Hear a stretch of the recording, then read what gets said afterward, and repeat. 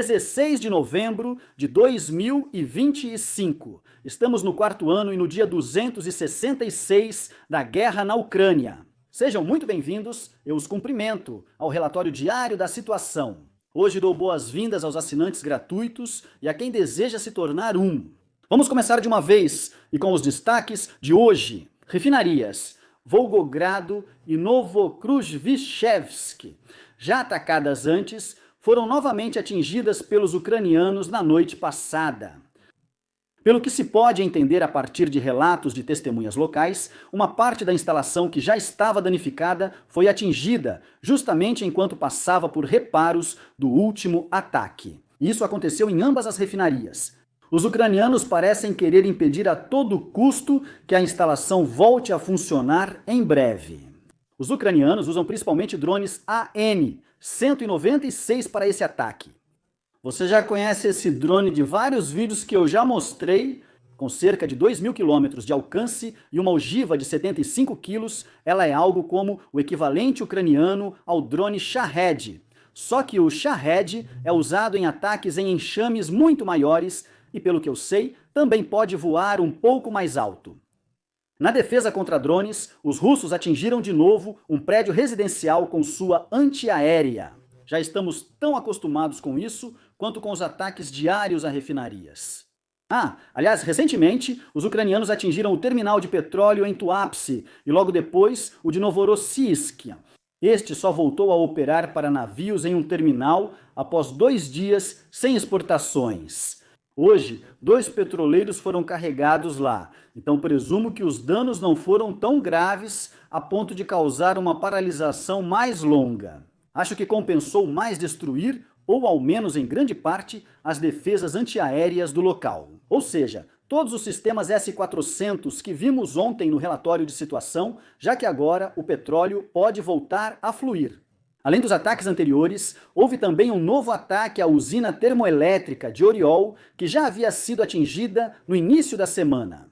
O inverno se aproxima, mas o clima na linha de frente segue ameno, com temperaturas entre 5 e 12 graus. Do lado ucraniano, espera-se que os ataques russos diminuam durante o inverno.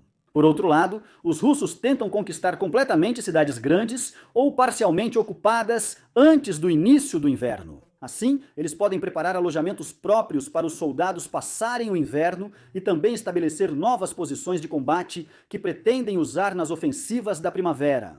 Na Rússia, a situação difere.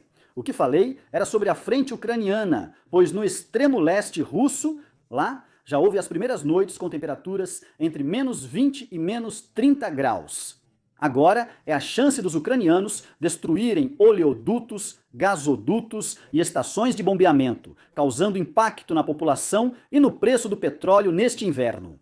Já notamos isso, pois na região do Amur, no Extremo Oriente, os preços do aquecimento central estão subindo muito. O governo regional planeja reajustar os preços em 2 etapas. Primeiro, entre 49% e 86%, depois mais, 13% a 15%. Anualizando, isso resulta em aumento total de 67% a 115%.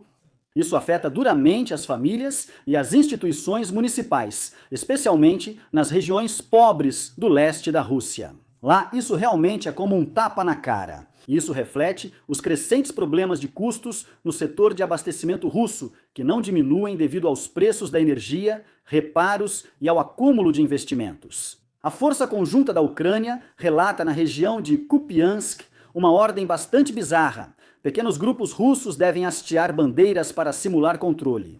Agora preciso interromper rapidamente e fazer uma observação.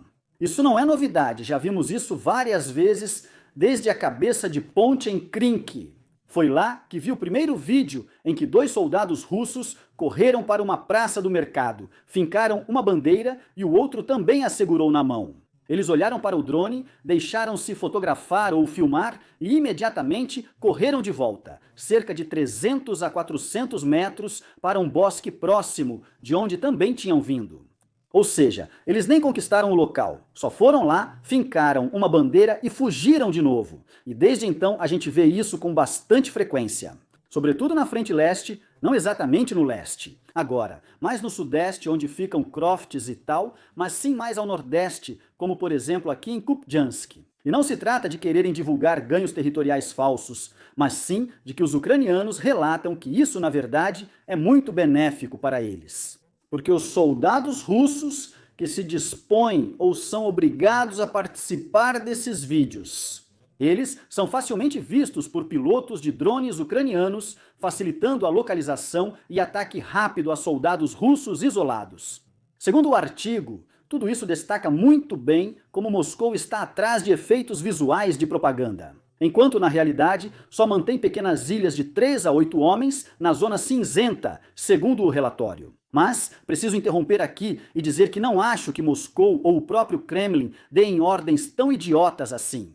Para mostrar ao mundo que eles conseguiram conquistar o próximo vilarejo, desconhecido ou a próxima rua. Eu acho mais provável, e a maioria provavelmente vai concordar comigo, que isso foi ideia dos comandantes de frente, que desperdiçam recursos ou até os retêm para si, dificilmente relatam as perdas para os superiores e, no final, precisam apresentar alguma coisa para justificar seus altos gastos. É mais fácil colocar algumas equipes em perigo para tirar algumas fotos e provar para o próximo nível hierárquico que algum progresso foi feito. Eles simplesmente repassam isso até que alguém envie para o Ministério da Defesa. E o ministro da Defesa, então, pensa que eles já disseram a verdade. E ele repassa isso para Putin, e Putin faz outro discurso. É mais ou menos assim que eu imagino tudo isso. Perto de Dnepropetria, os russos conseguiram se aproximar mais de Majak e Volomyrivka. Aqui, eles já estão conquistando a parte sul das duas localidades. Um pouco mais ao sul, perto de Pokrovsk, bem aqui. Até agora, pouca coisa mudou na cidade nos últimos 3 dias. Na verdade, ficou um pouco mais calmo, mas isso só se nota no mapa de situação. Na verdade, os combates aqui só aumentam. Eu encontrei um vídeo muito bom de um soldado ucraniano que está abrigado debaixo de um vagão. Acho que isso é em algum lugar aqui, nesta área, onde os trilhos ainda estão parcialmente ou totalmente sob controle dos ucranianos. Eu sugeriria que a gente simplesmente desse uma olhada nisso e deixasse a impressão agir sobre você.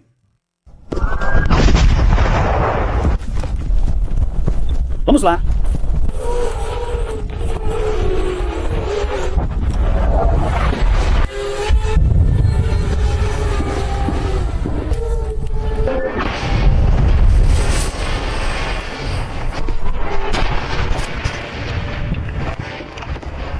Vamos lá!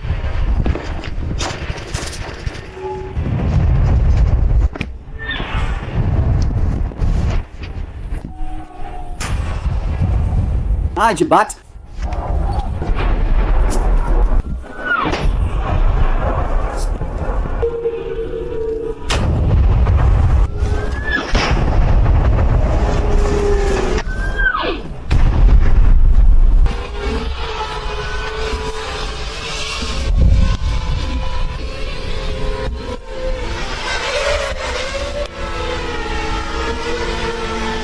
Agora não temos. Não temos. Então as coisas estão agitadas. Nem dá para imaginar o quão alto deve ser o nível de estresse na cidade. Na cidade, como disse, não há progresso visível, mas em Mirnorad, a leste, vemos mudança. Toda essa área marcada em amarelo, esta aqui não foi conquistada pelos russos, mas aqui os combates entre as forças russas e ucranianas estão acontecendo de forma muito intensa. No alfinete azul, neste local. Aqui há uma bandeira russa em uma antiga torre de mina. Os ucranianos a destruíram logo depois com um drone. Na zona vermelha acima, ocorreram intensos ataques de artilharia russa, indicando que soldados ucranianos estavam ali pouco antes ou talvez tenham sobrevivido. Foram relatados e avistados novos ataques de artilharia aqui. Por isso, provavelmente, ainda não há soldados russos presentes. E aqui, no alfinete verde, os ucranianos atacaram soldados russos com drones. Por isso sabemos que eles conseguiram avançar pelo menos até este ponto aqui. Eles estão nesta área aqui em cima, mas provavelmente não além. Em frente a Donetsk, a unidade ucraniana K2 da 20ª Regimento de Sistemas Não Tripulados está perseguindo 3 soldados russos com um drone terrestre. O operador foi guiado por um drone aéreo que tinha os 3 soldados russos em sua mira. A perseguição continuou e o drone os seguiu até que eles pararam debaixo da ponte. Depois disso, o drone se explodiu e levou junto os 3 soldados. Eu realmente me pergunto se eles não conseguiam ouvir o drone. Então, você conhece aquele zumbido e estalo típico de veículos eletrônicos, especialmente quando eles andam sobre esteiras e são feitos de forma caseira. O drone seguia apenas alguns metros atrás deles. Antes, estava na rua acima, virou e acompanhou de perto o último soldado, que chegou a se virar rapidamente pouco antes. Eu, pessoalmente, acho isso muito assustador quando você mal percebe eles a uma distância tão curta. Um soldado russo filma 2 colegas discutindo porque um deles está insatisfeito e quer parar de trabalhar. Acho que eles não imaginavam a guerra como ela realmente é. Você sabe para que serve a placa com cruz branca nos veículos da Bundeswehr? Não é um brasão e também não há nenhum equipamento de paramédico atrás dela? O que exatamente é isso e qual o propósito, você verá no meu novo vídeo. Como sempre, vou deixar o link no final do relatório, nos créditos. Dê uma olhada lá e deixe-se surpreender. O vice-chefe da GUR traça um quadro claro dos planos da Rússia para 2025. Moscou planeja fornecer cerca de 120 mil bombas planadoras, algumas recém-produzidas e outras adaptadas de bombas antigas com kits especiais. Além disso, cerca de 500 variantes de longo alcance, alcançando até 200 quilômetros. Também haverá uma bomba planadora de 400 quilômetros de alcance em desenvolvimento e com uso previsto em breve. Isso daria aos russos a grande vantagem de retirar tudo em um raio de 400 quilômetros da linha de frente. Ou seja, todos os aviões ficam mais expostos ao perigo quando estão no solo. Eles poderiam ser movidos tão longe que os ucranianos dificilmente conseguiriam atacar aeroportos, mesmo no futuro. A produção de drones deve subir para 70 mil sistemas de longo alcance, sendo 30 mil Shaheds. Observamos um objetivo claro: aumentar as armas de médio alcance. Porém, o envio de munição da Coreia do Norte está caindo. As entregas diminuíram mais da metade em relação a 2024, e cerca de metade dos projéteis é tão antiga que precisa ser reformada novamente na Rússia. Pyongyang compensa parcialmente com a produção em massa de drones que fabrica e envia à Rússia. Para a Ucrânia, isso significa pressão contínua do ar devido à quantidade e ao alcance, mas também pontos vulneráveis na logística da Rússia. Por isso, a prioridade é a defesa antiaérea e guerra eletrônica contra bombas e drones, além da proteção de infraestrutura crítica, bases aéreas, depósitos e linhas de montagem e abastecimento. Tudo isso é possível e todos nós já vimos isso muitas vezes. No entanto, vejo o maior problema nos ataques a bases aéreas russas que estão fora da zona ocupada. Os russos não saem mais correndo desordenadamente quando um drone ucraniano ataca. Agora, cada vez mais unidades carregam granadas de fumaça e as jogam ao redor de si, para que o drone não consiga identificar como eles se dispersam. Um soldado de defesa anti-drone agora usa uma espingarda para procurar uma boa posição sob a proteção da fumaça e derrubar o drone a partir dali. Funciona bem na teoria e na prática, mas geralmente não envolve só um drone. E se você for atacado 2 ou 3 vezes, em algum momento já terá usado todas as granadas. Agradeço especialmente aos membros do All Go Crew, em especial ao Tenente Coronel Renek. Obrigado por ouvirem. Fiquem à vontade para se inscrever, curtir, comentar e até o próximo relatório de situação.